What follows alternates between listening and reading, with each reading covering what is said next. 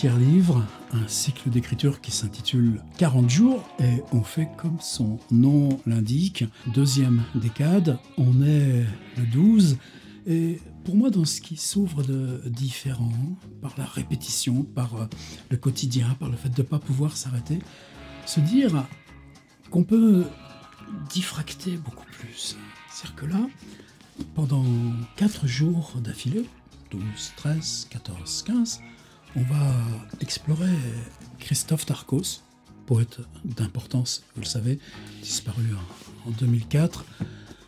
Le pauvre, il avait 42 ans. Bon, on avait déjà Anachronisme, essentiel, longtemps indisponible, maintenant réédité. On avait le même groupe d'éditeurs, dont David et Christoffel, les écrits poétiques avec...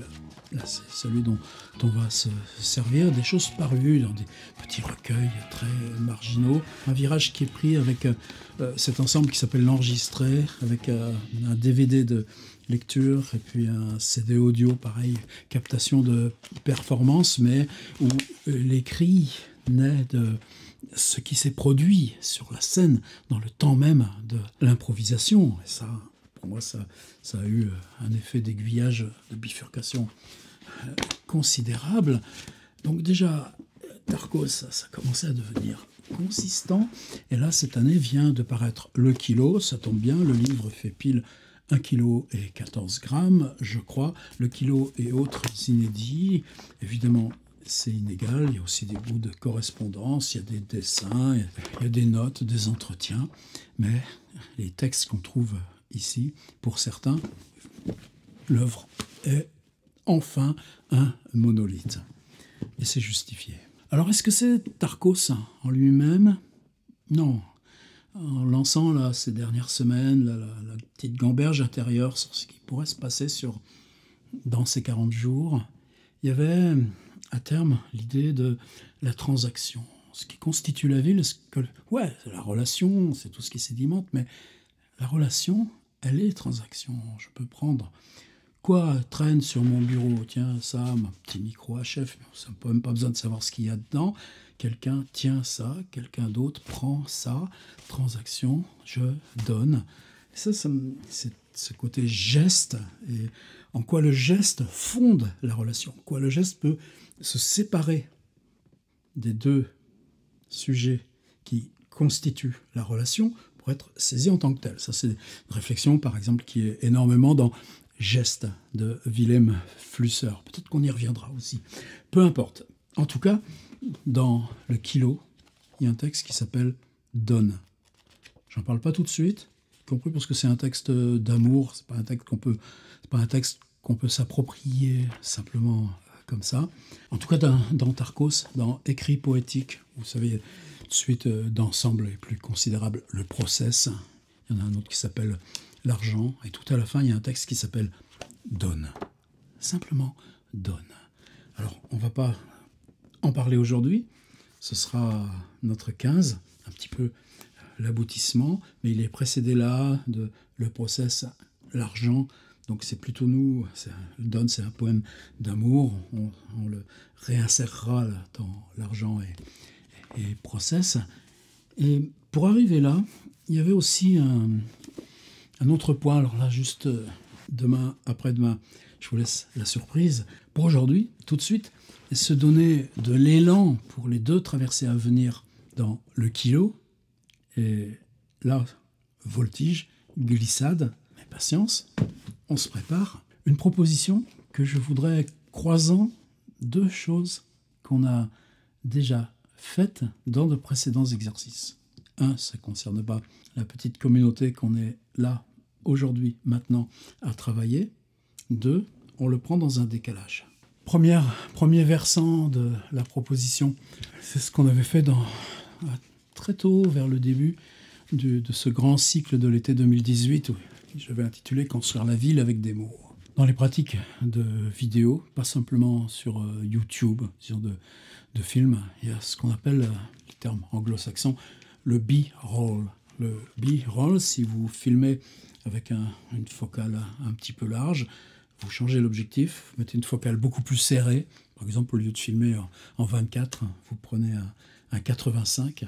Et puis avec ce 85, vous allez saisir la même où vous avez tourné votre plan. Et je vous dis, c'est pas simplement YouTube, c'est pratique du cinéma. Eh bien, un détail, un objet, un mouvement, eh bien, ce qu'on appelle B-roll, je vous répète, pas simplement YouTube, mais dans le cinéma, vous avez tourné votre scène, votre plan, eh bien, avec cet objectif beaucoup plus serré, vous allez prendre des choses plus immobiles. Elles seront à la même distance, elles vont paraître beaucoup plus près. On va avoir des objets, on va avoir des tout petits mouvements.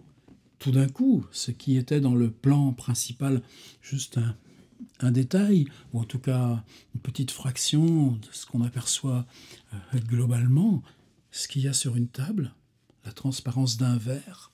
Ouais, on sait bien que le verre était sur la table. Ça, c'est le vieux truc des conteurs et des conteuses. C'est quoi?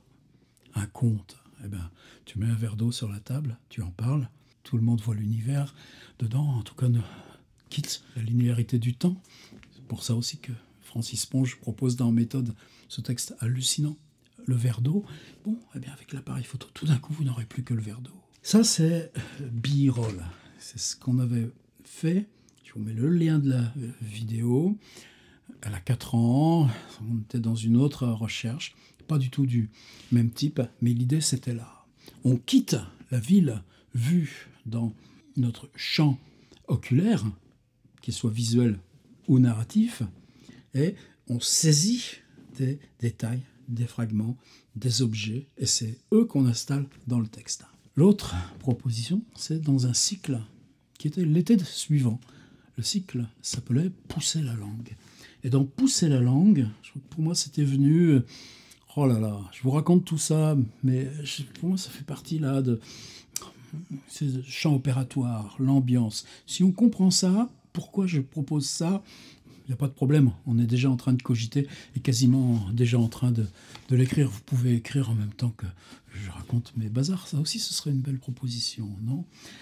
On avait fait un petit stage, quelques-uns qui y étaient avec moi. C'était sur 3 jours. Ouais, c'était avec Dominique Pifarelli, de workshop beaucoup plus organisé par un musicien et pour des musiciens. On s'était glissé là. C'est quoi écrire?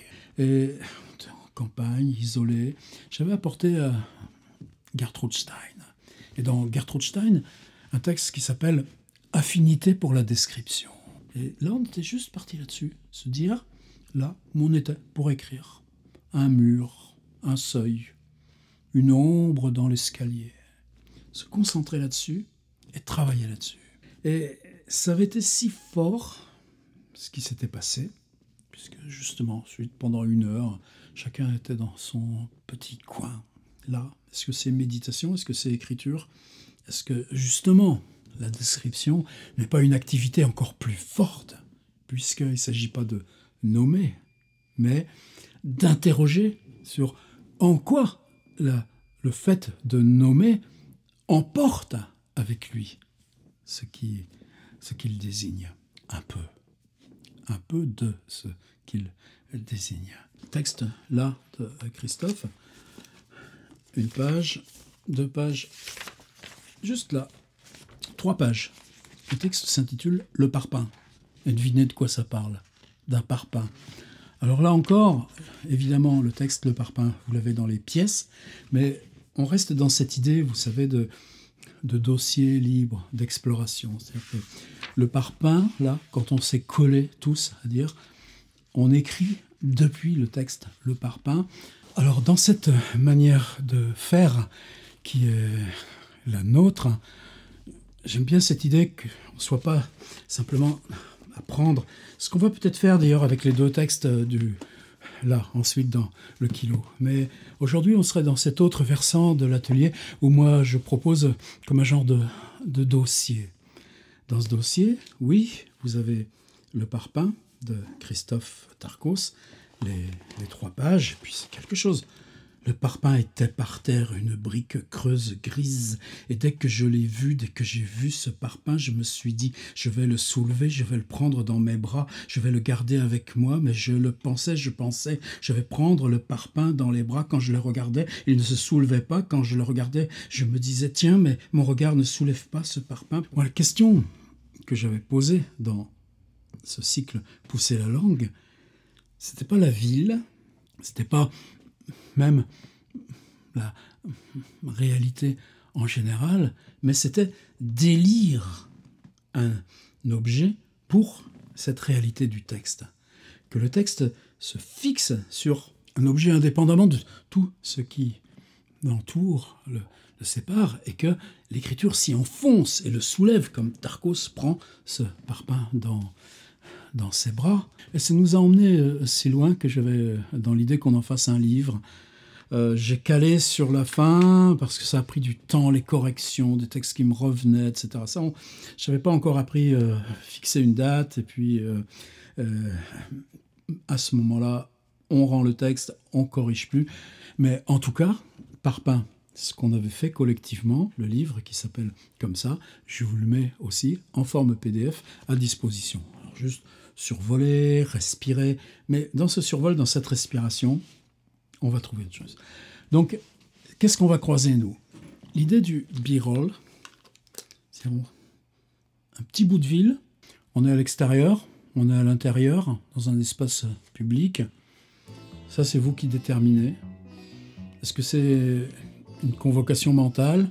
Est-ce que vous attendez là? Bien sûr, vous avez 24 heures pour écrire. Où est-ce que vous irez demain? Où est-ce que vous passerez demain? À l'arrêt d'autobus?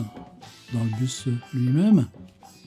L'escalier que vous montrez pour rejoindre votre lieu de travail? Ou la porte de la boulangerie, quand vous irez demander une baguette dont le prix est passé de 1,10 € à 1,18 €? Peu importe que ce soit mental ou simplement se dire « demain, je le fais ». Mais l'idée, c'est b-roll. L'idée, c'est je ne m'occupe de rien d'autre que de ce petit détail. Une poignée de porte, un seuil, un poussoir sur un feu rouge, et la petite annonce qui est collée dessus sur un chat perdu. Nous, les participants, là, vous perdez jamais vos chats. Ils sont toujours dans nos vidéos en direct. Et puis, pour attraper ce détail, eh bien, on se reprend parpaing. On y avait eu trop de plaisir pour le laisser derrière nous. Un bout de glycine sur une crête de mur, en parpaing. Un bout de trottoir où vous êtes pris le pied, parpaing. Un appui de fenêtre, en surplomb, là vous avez vu sur la rue, la cour, parpaing. Proposition numéro 12. B-roll plus parpaing égale à vous.